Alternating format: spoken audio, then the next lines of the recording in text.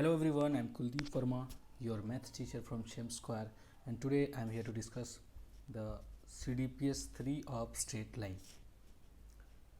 तो I hope कि आप लोग पहले से जो भी भेजा गया है उसको अच्छे से देखे हैं, उससे समझने की कोशिश किए हैं और उससे रिलेटेड जो भी क्वेश्चन है उसको आप सॉल्व कर पा रहे हैं। अगर कोई डाउट हो तो आप हमको या फिर आपके रिस्पेक्टिव टीचर से पूछ सकते हैं। तो चलिए शुरू करते हैं आज का ये सेशन। फर्स्ट क्वेश्चन को कर लेते हैं कॉपी।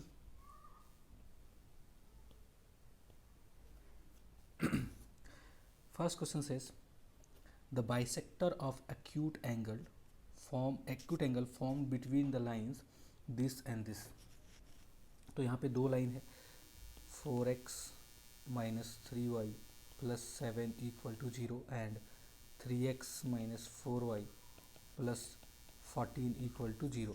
अब इन दोनों लाइन का बाइसेक्टर हम लोग को फाइंड करना है, एक्यूट एंगल बाइसेक्टर। तो हम क्लास में बता चुके हैं कि अगर दो लाइन है तो दो टाइप के बाइसेक्टर होते हैं। ये हो गया ऑब्ट्यूज एंगल, लिखने से लग रहा है, और ये हो गया एक्यूट एंगल। तो एक ये बाइसेक्टर होगा और एक ये बाइसेक्टर होगा। तो उन दोनों का कंबाइंड इक्वेशन वो क्या होता था, इन दोनों का कंबाइंड इक्वेशन होता था दोनों, जिसमें दोनों बाइसेक्टर आ जाए वो 4x minus 3y plus 7 by square root of 4 square plus 3 square equal to, plus और माइनस देते थे हम लोग, फिर दूसरा लाइन का इक्वेशन लिखते थे। फॉर्मूला हम नहीं लिख रहे यहाँ पे बिकॉज यू ऑल नो। और यहाँ हो जाएगा ये 3 का होल स्क्वायर प्लस 4 का होल स्क्वायर। तो हमको क्या चाहिए यहाँ पे, अक्यूट एंगल बाइसेक्टर चाहिए। तो हम क्लास में बोले थे ज़्यादा इधर उधर का बात याद नहीं रखना है, सिंपल एक चीज़ करना है। ये होता है A1, ये होता है A2, ये होता है B1, ये होता है B2। तो A1 A2 plus B1 B2 का साइन फाइंड करना है। तो चेक करना है हम लोग को A1 A2 plus B1 B2 का क्या वैल्यू होगा। तो A1 यहाँ पे है 4, A2 है 3, B1 है -3 और B2 है -4, if I am not wrong. सही है, सब सही है। तो ये क्या हो जाएगा, ये हो जाएगा 12 प्लस 12, ये हो गया आपका इक्वल टू 24, ये आ गया आपका पॉजिटिव। तो मैंने क्लास में बताया था if A1 A2 plus B1 B2 का साइन पॉजिटिव आता है तो पॉजिटिव साइन लेने से, ये साइन लेने से आपको मिलेगा obtuse angle triangle, obtuse angle bisector. और अगर जो साइन यहाँ आया उसका ऑपोजिट ले लें, जैसे कि यहाँ पॉजिटिव आया, अगर नेगेटिव साइन ले लें तो will get acute angle bisector.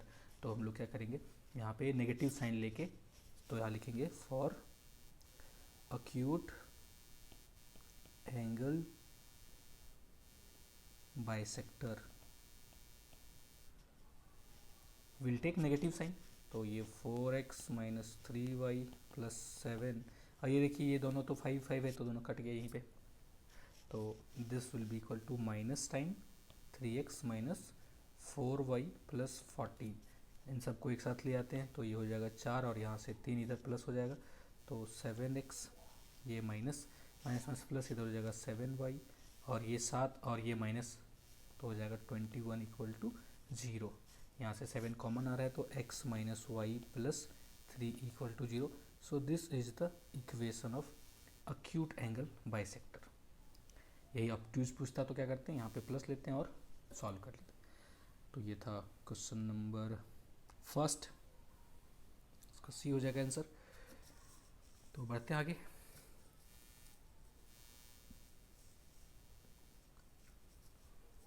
फिर से वही बोलूँगा कि जहाँ पे डाउट हो आपको रोकिए, रिवाइंड कीजिए, समझिए और फिर आगे बढ़िए।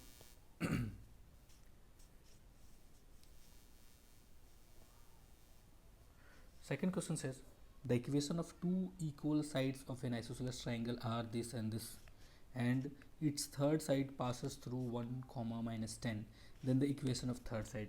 ऐसा क्वेश्चन भी आपको क्लास में कराया गया है। क्या है कि अगर ये एक लाइन है और ये एक लाइन है, बोल देते हैं इसको L1 इसको L2। तो क्लास में बताया गया था एक पॉइंट कि अगर दो लाइन ऐसे L1 L2 है और कोई तीसरा लाइन है जो इन दोनों पे इक्वल एंगल थीटा और थीटा बना रहा है, तो ये जो लाइन है वो वन ऑफ द बाइसेक्टर के पैरेलल होगा और दूसरे के परपेंडिकुलर होगा। चलिए इसको दूसरे कलर से ले लेते हैं, थोड़ा अच्छा लगेगा। तो एक बाइसेक्टर के परपेंडिकुलर होगा और दूसरे बाइसेक्टर के पैरेलल होगा थर्ड लाइन, तो बोल लेते हैं इसको B1, इसको बोल लेते हैं B2। So clearly they are asking the third side, equation of the third side. अब ऐसा भी हो सकता है, ये थर्ड साइड जो यहाँ है वो ऐसा भी हो सकता है ये, क्योंकि ये भी आइसोसेलेस ट्रायंगल बना रहा है।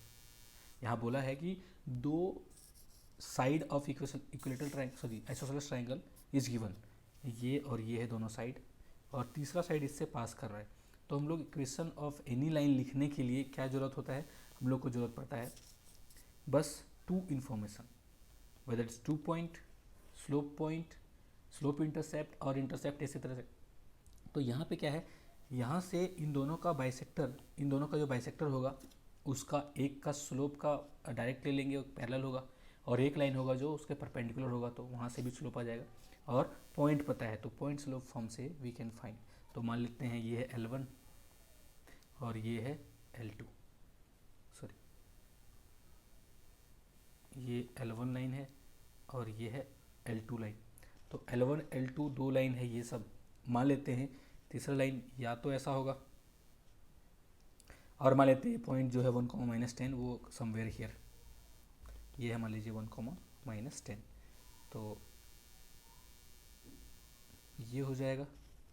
तो देखिए एक तो ये आइसोसेलेस ट्रायंगल बन रहा है और एक ये आइसोसेलेस ट्रायंगल बन रहा है। So there are two possibilities that we can get two isosceles triangle. तो क्या करेंगे, यहाँ पे एक का स्लोप इसके इक्वल कर देंगे और एक का इसके इक्वल कर देंगे। So basically we have to find bisectors equation. ये इसको B1 बोल देते हैं, इसको B2 बोल देते हैं, ठीक है। तो ये सब चीज़ क्लास में बताया गया है कि कैसे ये प्रॉपर्टी क्या होता है। तो चलिए सॉल्व करते हैं। तो इन दोनों का बाइसेक्टर का इक्वेशन निकालते हैं।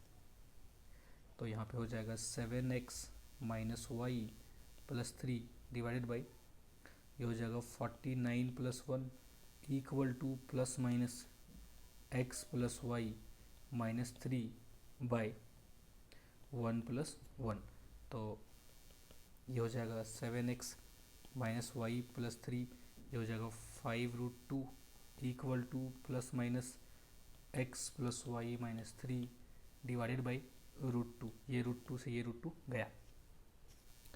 अब क्या है कि यहाँ से दो इक्वेशन बनेंगे, एक बार प्लस लेने से, तो एक बार प्लस लेने से ले लेते हैं। यहाँ पे 7x - y + 3, ये 5 मल्टीप्लाई होगा यहाँ और इधर आके माइनस हो जाएगा, तो -5x and then -5y and then +15 equal to 0 by taking plus, by taking positive sign हम लोग ऐसा कर रहे हैं, ठीक है। तो ये हो जाएगा 2x, ये हो जाएगा -6y और ये हो जाएगा 18 इक्वल टू 0। और इसको सॉल्व करना चाहें फर्दर तो x - 3y + 9 इक्वल टू 0।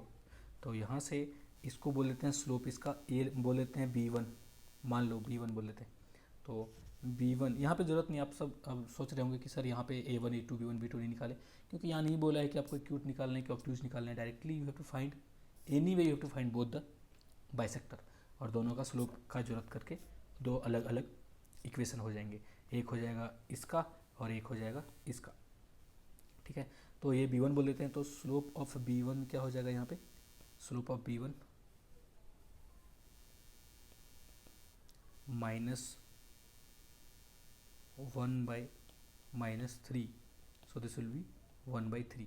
तो एक का स्लोप आ गया 1/3, if I am not wrong.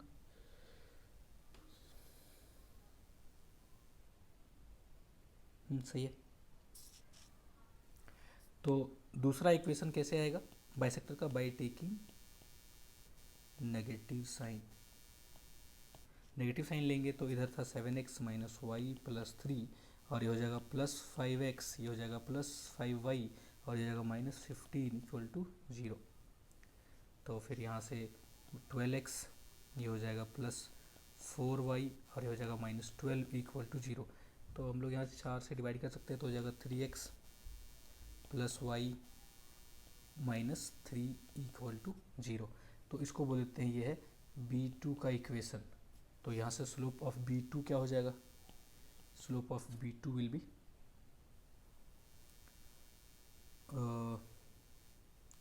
-3।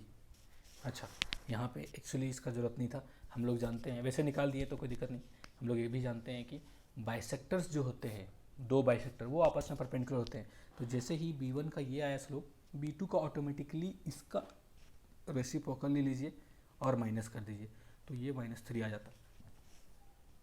ठीक है, तो अब इक्वेशन ऑफ थर्ड साइड क्या क्या हो जाएगा? यहाँ हो जाएगा y माइनस y1 जो कि है -10 है, करेक्ट, पॉइंट है -10, तो ये हो जाएगा -10। और अगर हम लोग स्लोप लेते हैं B1 का तो हो जाएगा x -1। So this is y plus 10 equal to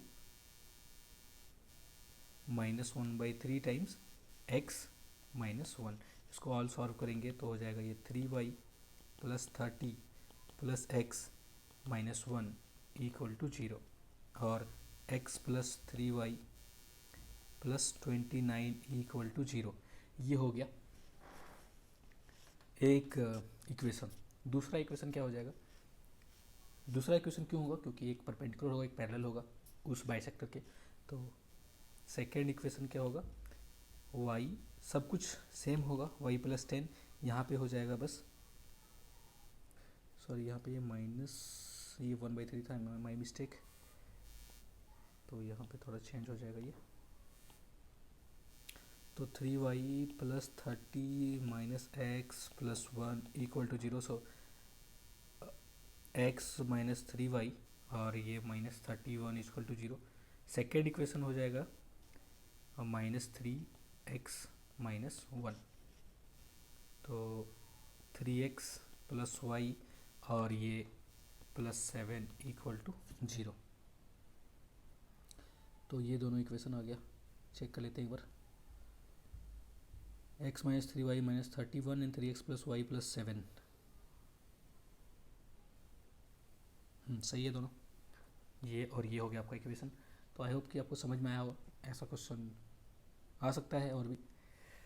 तो चलिए आगे बढ़ते हैं। Question number 3।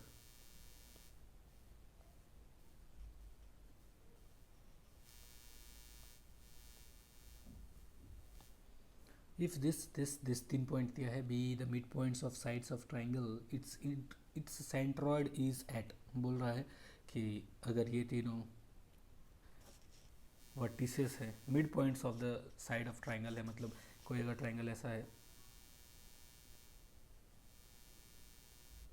मान लीजिए ये ए है, ये बी है, ये सी है, और मिड पॉइंट इसका डी है, इसका ई है और इसका एफ है। तो ये एक प्रॉपर्टी होता है कि centroid of this triangle A B C will be same as centroid of this triangle. आप चाहे तो आप चेक कर सकते हैं कैसे होगा वो। मान लीजिए कि ये जो मान लीजिए x1 है, ये y1 है, ये x2 y2 होगा, तो इसका कोऑर्डिनेट क्या होगा? x1 plus x2/2 comma y1 plus y2/2, और फिर यहाँ पे इसी तरह से ये x2 और x3 का बीच का कोऑर्डिनेट है, ये मिड पॉइंट, ये मिड पॉइंट। तो फाइनली जब सेंट्रॉइड का इक्वेशन लिखते हैं, जैसे कि इसका सेंट्रॉइड ए बी सी का क्या हो जाएगा? x1 plus x2 plus x3/3 comma y1 plus y2 plus y3/3, ये होता है centroid of A B C. और अगर हम करना चाहें डी ई एफ का सेंट्रॉइड, तो क्या होगा? इसका कोऑर्डिनेट होगा x coordinate x1 plus x2, just हम एक्सप्लेन कर रहे हैं, पूरा नहीं बताएंगे। ये हो गया इसका कोऑर्डिनेट, प्लस इसका हो जाएगा x2 प्लस x3/2, और इसका हो जाएगा x3 plus x1/2 divided by 3। तो देखिए यहाँ पे क्या था? x1 plus x2 plus x3/3, यहाँ पे देखिए 2 बार x1 और 2 बार यहाँ पे x1 है, तो x1/2 x1/2 मिलके क्या हुआ? x1, तो ये हो गया। फिर x2/2 मिलके फिर से x2 हो गया, और x3/2 और x3/2 मिलके फिर x3 हो गया। तो ये और ये सेम आएगा। तो ये मैं पूरा एक्सप्लेन नहीं कर रहा हूँ, you can do your own. यहाँ पे बस याद रखिएगा कि कोई भी ट्राइंगल का सेंट्रोइड और उन ट्राइंगल का मिड पॉइंट जो है साइड का, उससे बना हुआ ट्राइंगल का सेंट्रोइड दोनों सेम होता है। I hope you understood. Check कर लीजिएगा, आ जाएगा आपको। बढ़ते हैं अगले क्वेश्चन की ओर, जो है क्वेश्चन नंबर 4।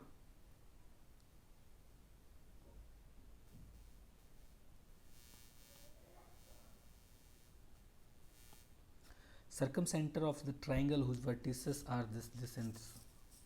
सर्कम सेंटर पूछ रहा है क्या होगा उस ट्राइंगल का जिसका वर्टेक्स है 1,0, 3,0 एंड 1,6। तो क्या करते हैं हम लोग, एक ड्रॉ कर लेते हैं figure better for better understanding.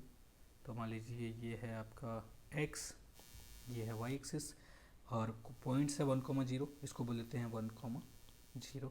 एक है 3,0, इसको बोल लेते हैं 3,0।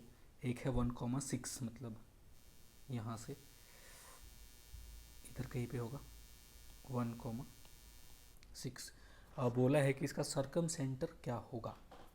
तो ये किस टाइप का, अगर हम ड्रॉ करें इसको, तो ये किस टाइप का ट्रायंगल बनेगा, एक राइट एंगल ट्रायंगल बनेगा। ये बन गया आपका राइट एंगल ट्रायंगल। अगर इसको ए बोल दिए, चलो इसको बोल लेते हैं, ये ए हो गया, ये बी हो गया, सी हो गया, देन एट ए ये राइट एंगल है। देख सकते हैं ये और ये परपेंडिकुलर होगा दोनों। तो circum centre of right angle triangle is mid point of hypotenuse. तो ये है आपका हाइपोटेनस, तो इसका मिड पॉइंट कैसे निकलेगा, वही सेक्शन फार्मूला। तो 1 + 3/2, 6 + 0/2, सो दिस इज 2,3। तो इसका आंसर क्या हो जाएगा 2,3। ये हो जाएगा 2 और ये हो जाएगा 3। So circumcentre of the triangle is 2,3। ठीक है, तो चलिए बढ़ते हैं आगे। ये था 4th। नेक्स्ट क्वेश्चन, चलिए टिक कर देते हैं एक बार आंसर क्या क्या आया था। अच्छा छोड़िए रही, अब आगे बढ़ते हैं हम लोग क्वेश्चन नंबर 5 की ओर।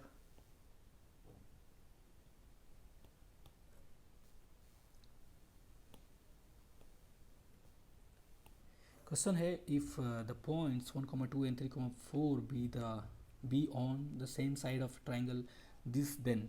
तो मैंने पढ़ाया है ये क्लास में कि अगर एक लाइन है, इसको बोल लेते हैं कुछ, इस लाइन का नाम इक्वेशन बोल लेते हैं ax plus by plus c equal to 0। तो अगर दो पॉइंट है x1, y1 एंड इसको p बोल देते हैं, इसको q बोल देते हैं, x2, y2। तो इसको इसमें पुट करने से और इसको इसमें पुट करने से दोनों का जो प्रोडक्ट होगा वो अगर पॉजिटिव आता है तो सेम साइड, अगर नेगेटिव आता है तो दोनों अपोजिट साइड, मतलब q कहीं इधर होगा। मान लीजिए q डैश x3, y3। तो यहाँ पे क्या होगा, लाइन दिया है 3x - 5y plus a equal to 0, और पॉइंट्स दिया है 1,2। तो क्या करेंगे हम लोग, पहले इसमें पुट करेंगे 1,2। तो 3 × 1 - 5 × 2 प्लस a, इसका और प्रोडक्ट ऑफ इसी लाइन को ये पुट करने पे जो आएगा उसको, तो ये हो जाएगा 3 × 3 - 5 × 4 plus a। This should be positive, क्योंकि तो बोला है दोनों सेम साइड है। अगर बोलता अपोजिट साइड तो यहाँ पे नेगेटिव हो जाता, और अगर 0 हो जाता तो बोलते ये दोनों उसी पे लाई कर रहा है। तो यहाँ पे क्या होगा, ज़रूरी नहीं कि सॉरी यहाँ पे जो अगर 0 हो गया तो ज़रूरी नहीं कि दोनों पॉइंट लाई करेगा, मे बी उसमें से एटलीस्ट एक तो लाई करेगा। तो ये हो जाएगा आपका a-7, और ये हो जाएगा आपका a-11। This is positive. तो वेवी कर्व मेथड बताया गया आप लोग को। क्या करते हैं, अगर ये पॉजिटिव है तो 2 है, तो रूट के बाहर, मतलब ये एक रूट है 7, एक है 11, तो एक बोला इधर या फिर इधर। तो a lies, a belongs to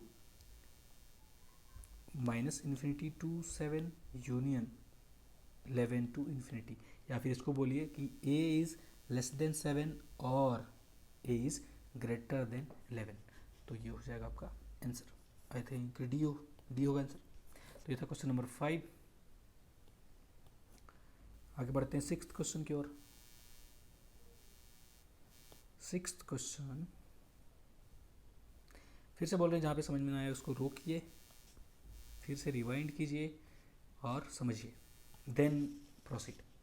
If the vertices of a triangle are this, then find distance between its circumcenter and centroid. Very good। तो यहाँ पे देखिए ऑब्वियस सा बहुत ही प्यारा कोऑर्डिनेट्स लिखा हुआ है 6,0, 0,6 एंड 6,6। तो what will do, will draw the triangle. एक तो है 6,0, मान लेते हैं ये है 6,0, एक है 0,6, इसको बोल देते हैं 0,6, ये है y axis, x axis origin, और एक है 6,6, मतलब यहाँ से इधर ये हो गया 6,6। So triangle will look like this.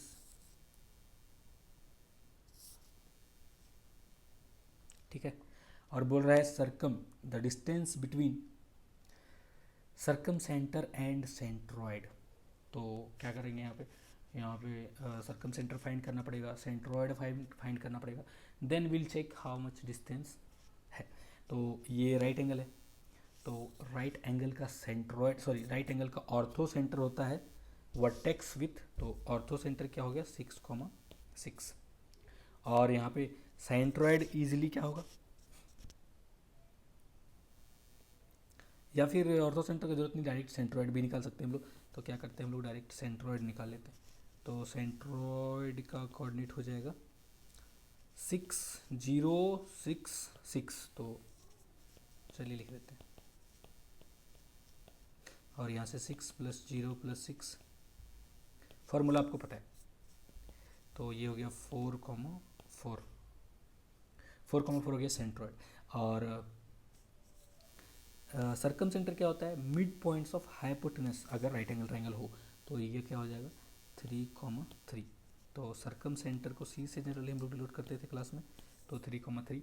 Now G C, length between centroid and circumcentre will be 4 - 1, sorry 4 - 3 का होल स्क्वायर प्लस 4 - 3 का होल स्क्वायर, दैट इज √2। तो इसका आंसर क्या हो गया, √2 हो गया।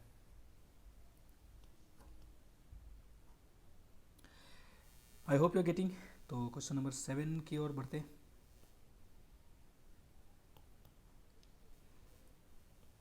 प्यारा क्वेश्चन है, सब छोटा छोटा है, बहुत आसान सा क्वेश्चन है, जहाँ पे होगा डिफिकल्ट एल उसमें थोड़ा जोड़ देंगे।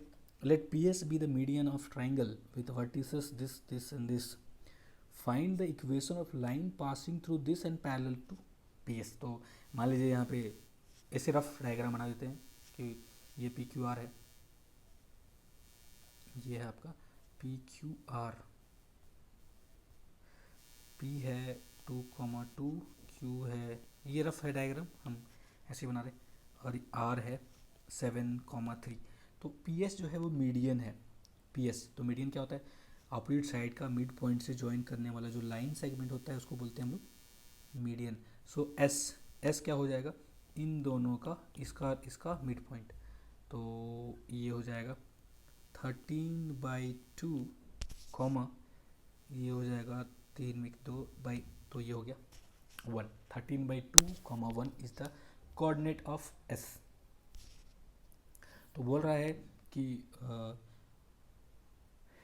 Find the equation of the line passing through 1,1, 1,-1 and parallel to P S. तो हम फिर से बोल रहे हैं, किसी लाइन का इक्वेशन लिखने के लिए वी नीड 2 इन्फॉर्मेशन। यहाँ पे एक ये दिया है और बोला है parallel to P S, means slope of P S will be used and this point will be used.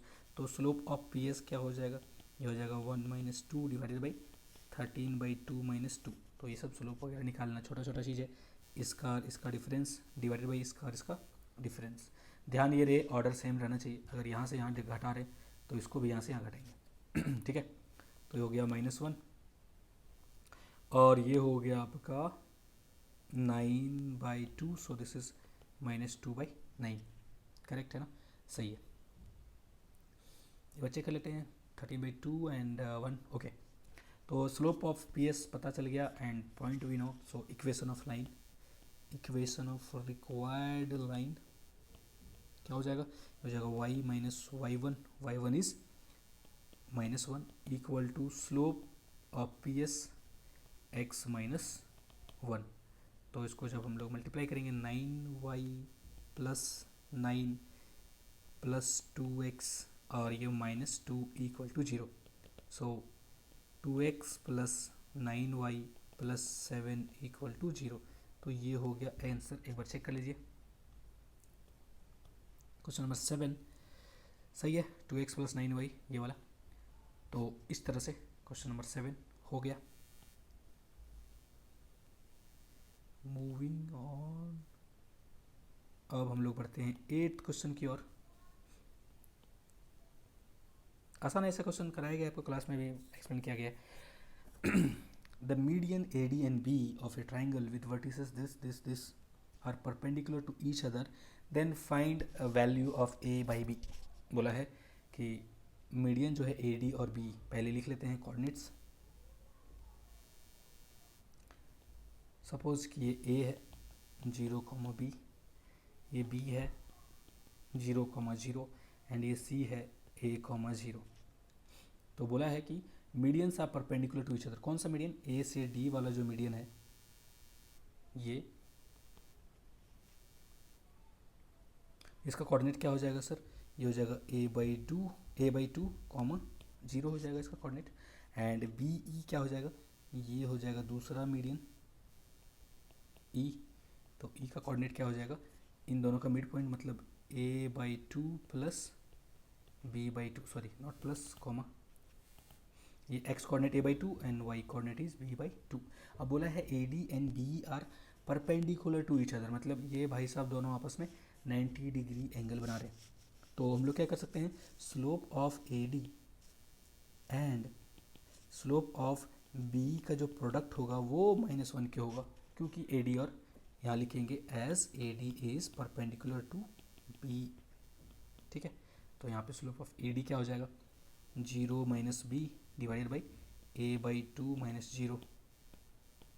Slope of B क्या हो जाएगा? b/2 by a/2 equal to -1। तो ये से ये गया, यहाँ से ये क्या कर सकते हैं, इसको इससे काट सकते हैं। तो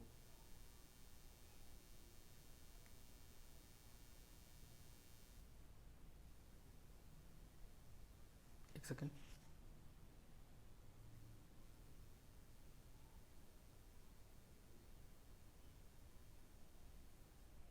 ये AD का slope 0 - B and a/2 - 0 and इसका स्लोप b/2 बाई a/2। तो एक मिनट, इसको ठीक से लिख लेते हैं फिर से। तो ये -1, ये माइनस और ये माइनस कट जाएगा, तो 2b/a इंटू ये कट गया, b/a equal to 1, if I am not wrong. तो b/a का whole square equal to 1/2। So b/a should be ±1/√2।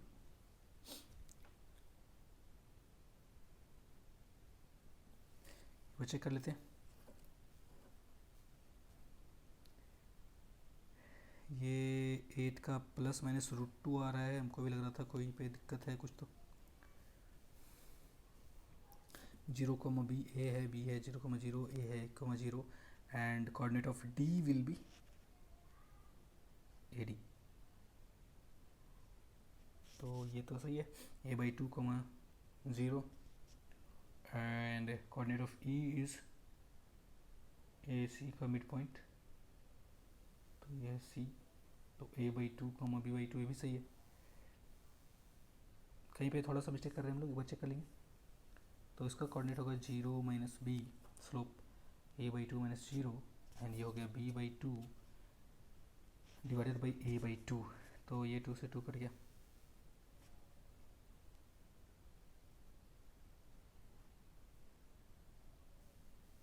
Okay, a/b पूछ रहे हैं ये लोग, सॉरी, सही है सब कुछ हम लोग का। क्या कर रहे हैं हम लोग, ये पूछ रहे हैं a/b। तो a/b विल बी ±√2। तो देखिए यहाँ पे क्या कर रहे थे हम लोग, क्वेश्चन को ध्यान से नहीं पढ़े हम लोग, जो आ रहा था b/a उसी में ध्यान था। ऐसे में क्या होता है, हो सकता है पहला ऑप्शन आपको लिखा रहे 1/±√2, तो वैसे में गलती नहीं कीजिएगा जो हम किए यहाँ पे, तो वैसे गलतियों से सीखना चाहिए हम लोगों को. So a/b is +-√2. They are asking a/b not b/a. Correct. तो आगे बढ़ते हैं. Question number 9.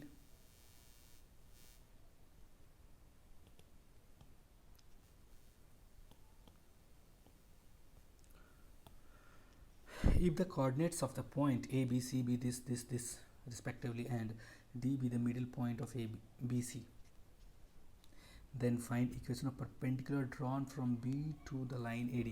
क्या करते हैं, पहले a, b, c को ड्रॉ कर लेते हैं. ये a हो गया -1,5, b हो गया 0,0 एंड c हो गया 2,2 and d be the middle point of BC. ये फिर से वैसा ही कहानी हो रहा है, d is middle point of BC, so what will be this 1,1. Then find the equation of perpendicular drawn from B to AD. ये AD हो गया. B to AD जो है परपेंडिकुलर ड्रॉ किया गया है. मान लीजिए कि ये है परपेंडिकुलर, वैसे तो लगेगा नहीं देखने में क्योंकि ये खुद, एक मिनट, अगर हम लोग इसको चेंज कर दें थोड़ा ओरिएंटेशन,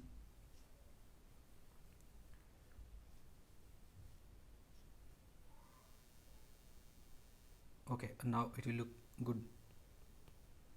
तो ये हो गया D 1,1 और ये हो गया AD. We have to find the equation of B जो कि AD पे परपेंडिकुलर है, बोल देते हैं इसको E.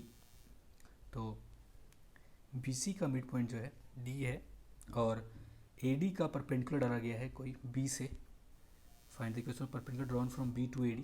तो क्या करेंगे, ये पॉइंट तो पता है B का कि 0,0 है, तो यहाँ से एक चीज़ हम लोग को चाहिए वो है इसका स्लोप. इसका स्लोप कैसे आएगा, तो स्लोप ऑफ B जो है, slope of B will be, हम लोग ऐसे लिखते हैं, slope of B will be equal to -1 slope of AD. ऐसा क्यों, क्योंकि क्योंकि AD परपेंडिकुलर टू B है.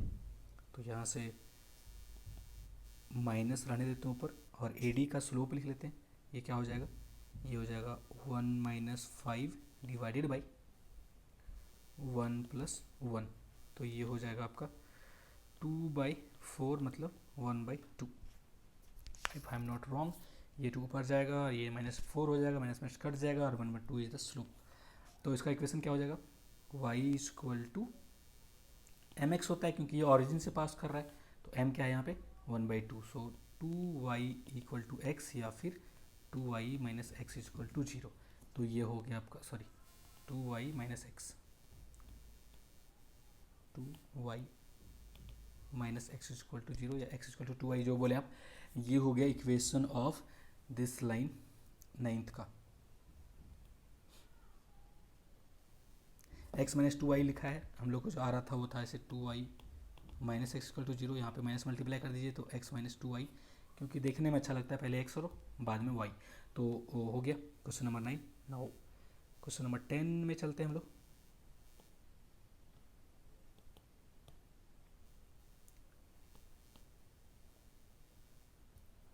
Question 10 says the vertices of a triangle ABC are this, and this.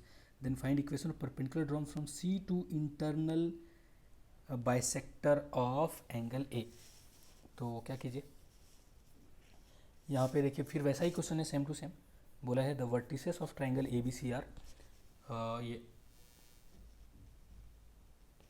पहले इसको कर लेते हैं draw. x y axis origin, ये यहाँ पे कहीं पे 1,1 है, ये है A. B है 4,-2, सपोज यहाँ पे है और यहाँ पे है ये. B है 4,-2,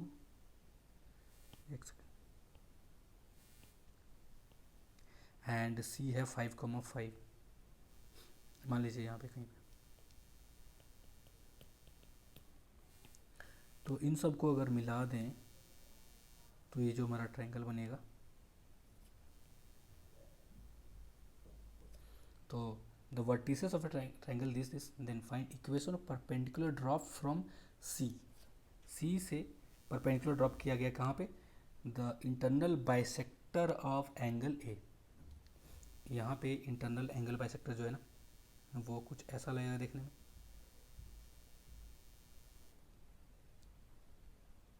तो यहाँ से हम लोगों को सी से, एक सेकेंड थोड़ा सा ये इसको इधर रखेंगे क्योंकि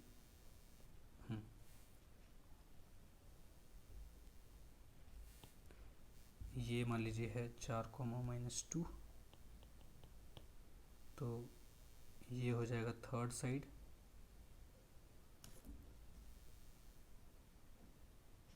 और ये जो परपेंडिकुलर जो एंगल बाइसेक्टर है वो तो ठीक है, ये एंगल बाइसेक्टर ऑफ ए है।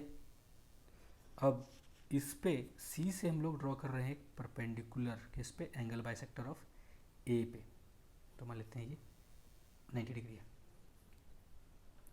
तो किसका इक्वेशन लिखना है हम लोगों को, ये इसका इक्वेशन लिखना है। ये जो लाइन है बोल लेते हैं इसको सी से डी, ठीक है, सी डी का इक्वेशन लिखना है। तो इसका स्लोप निकालते हैं क्या होगा। तो अगर स्लोप ये सी है, सॉरी ये बी है, स्लोप ऑफ ए बी क्या हो जाएगा, ये हो जाएगा 3/-3, 1 + 2 3 1, तो ये हो गया -1।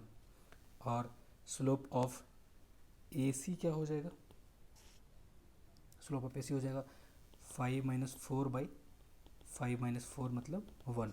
मतलब यहाँ पे देखिए दोनों का प्रोडक्ट जो होगा m of A B into m of A C, ये हो गया -1, which implies A B is perpendicular to A C. ये दोनों आपस में परपेंडिकुलर हैं, ये राइट एंगल है, और इसका जो एंगल बाइसेक्टर है ए का, ये अगर राइट एंगल है तो एंगल बाइसेक्टर मतलब क्या, ये जो लाइन होगा ये 45 डिग्री हो जाएगा और ये 45 डिग्री हो जाएगा दोनों।